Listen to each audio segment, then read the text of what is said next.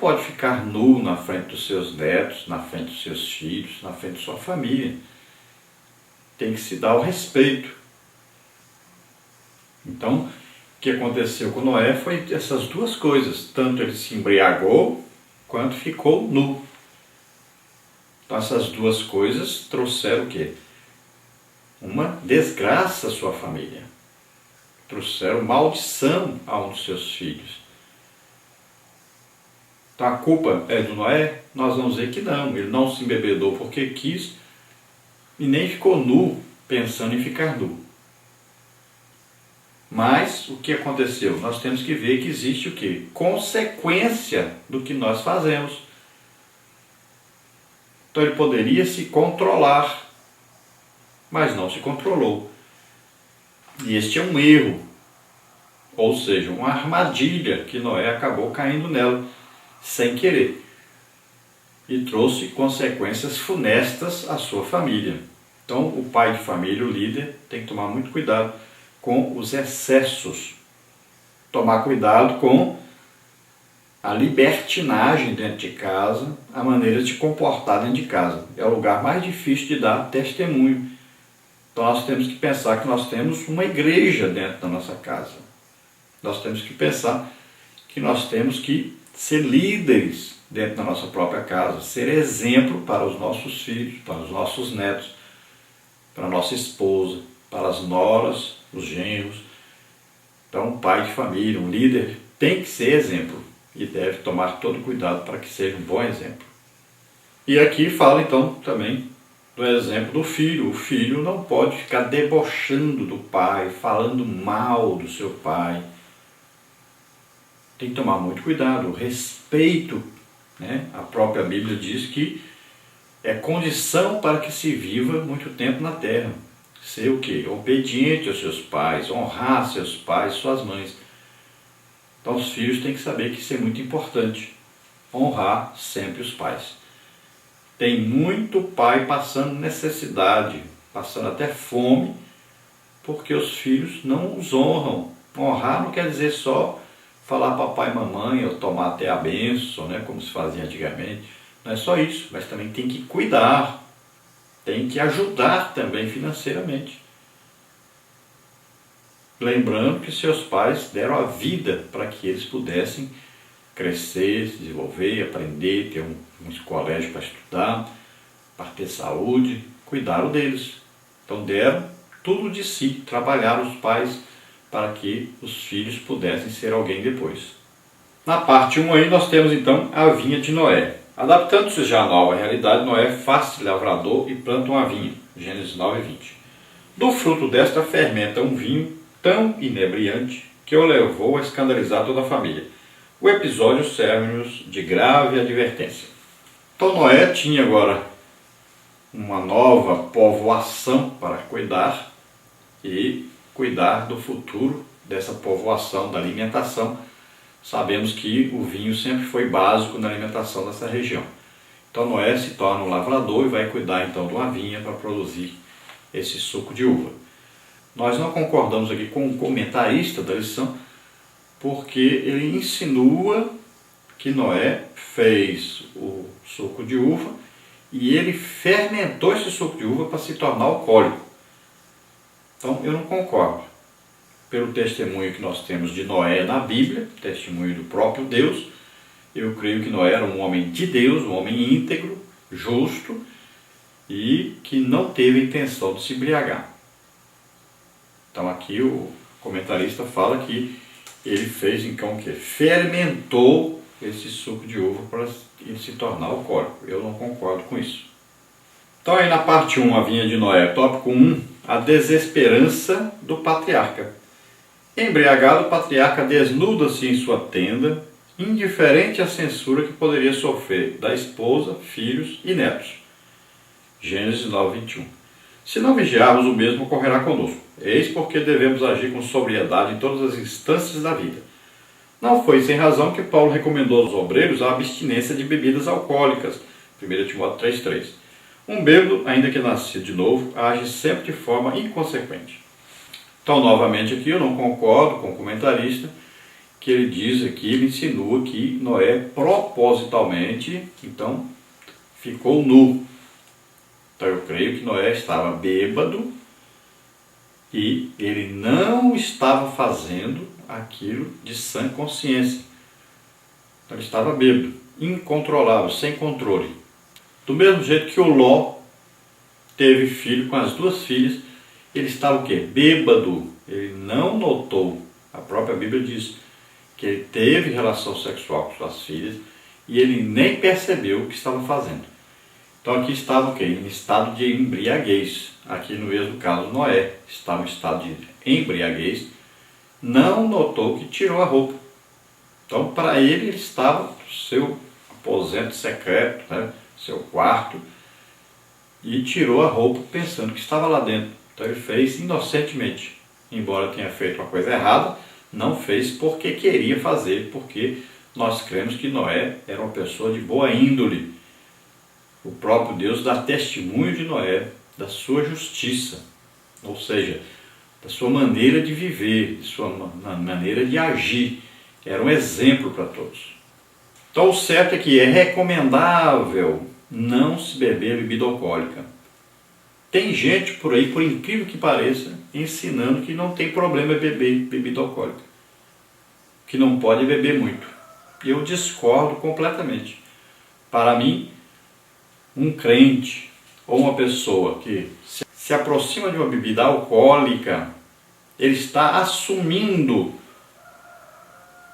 uma posição diante de uma sociedade de que ele pode, de repente, matar alguém, dizer coisas que não deveria dizer, fazer coisas que não deveria fazer, atropelar alguém. Então ele está assumindo o quê? Um risco. Tanto é que a própria lei agora diz isso, que a pessoa que bebe, ele está assumindo uma posição, ele está assumindo um risco de matar alguém se ele pegar e dirigir o carro depois de beber. Qual a quantidade? Então aí tem um bafômetro para medir. Por quê? Porque tem gente que um copinho que ele beber, bem pouquinho, um copinho só, pequeno, de vinho, ele já vai ficar incontrolável. Tem gente que suporta mais, tem gente que suporta menos. Mas quando você toma, a partir daí, pode ser que venha uma reação. Mesmo aqueles que suportam muito, de repente ele vai beber um pouquinho e ter a mesma reação do outro que não suportava quase nada. Então não existe esse negócio de beber um pouquinho pode. Não. A bebida alcoólica, ela pode causar sérios danos, tanto ao cérebro, quanto à saúde da pessoa, quanto a fazer com que essa pessoa faça coisa errada ou fale coisa que não deveria falar.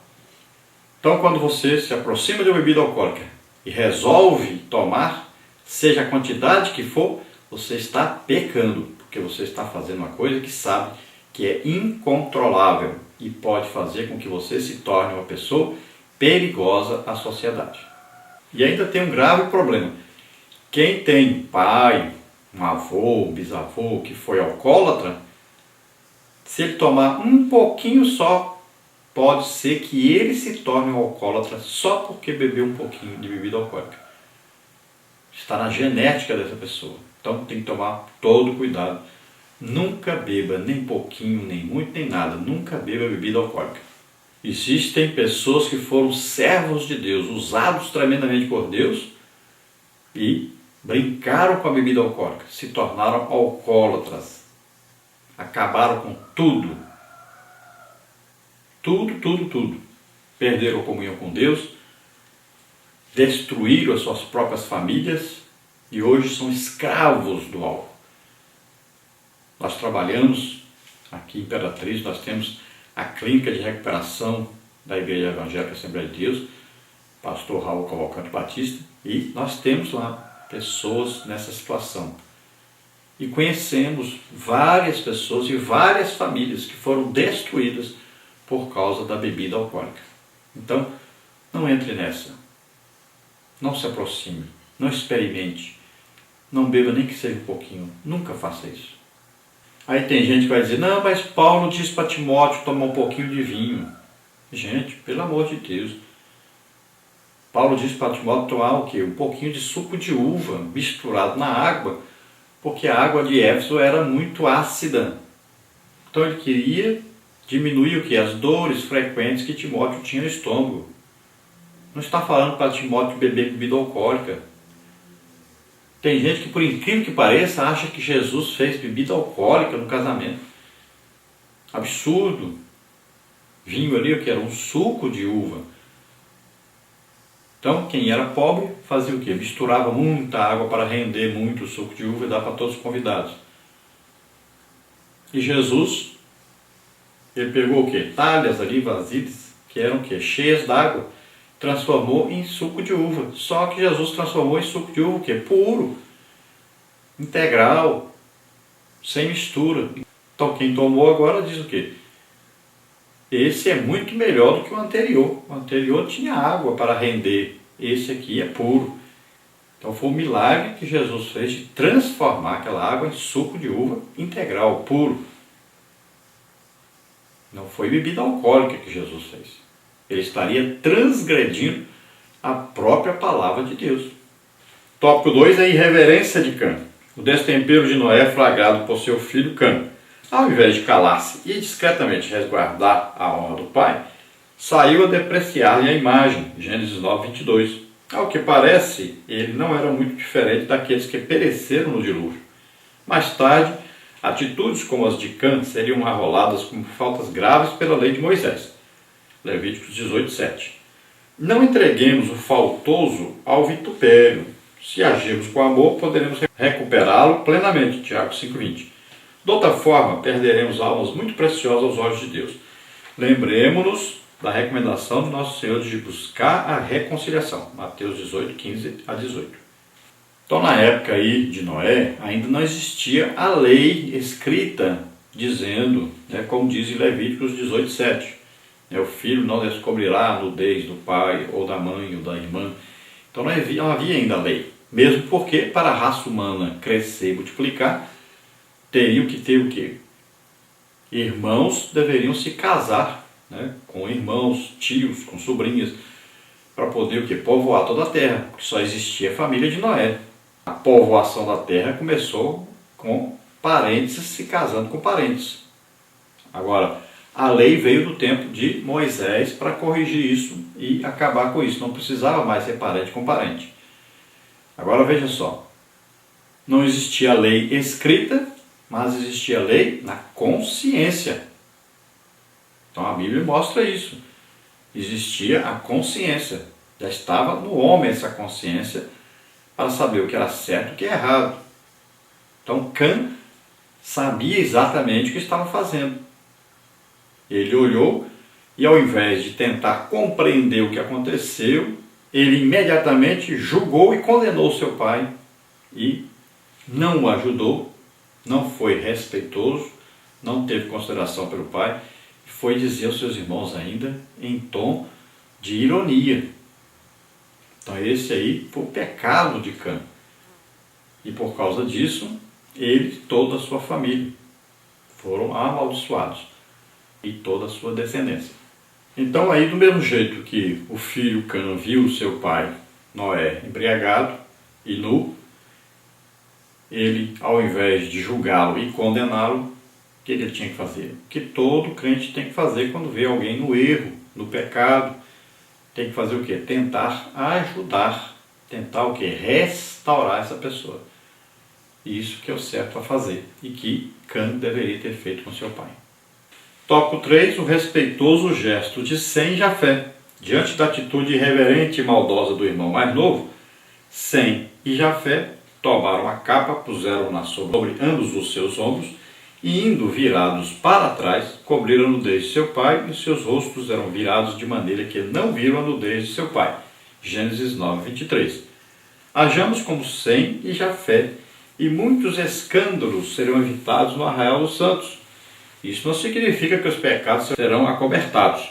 Todavia, o pecador tem de ser tratado com dignidade, a fim de que venha a experimentar plena restauração. Como gostaríamos de ser tratados em semelhantes circunstâncias? Sem e Jafé agiram amorosa e nobremente.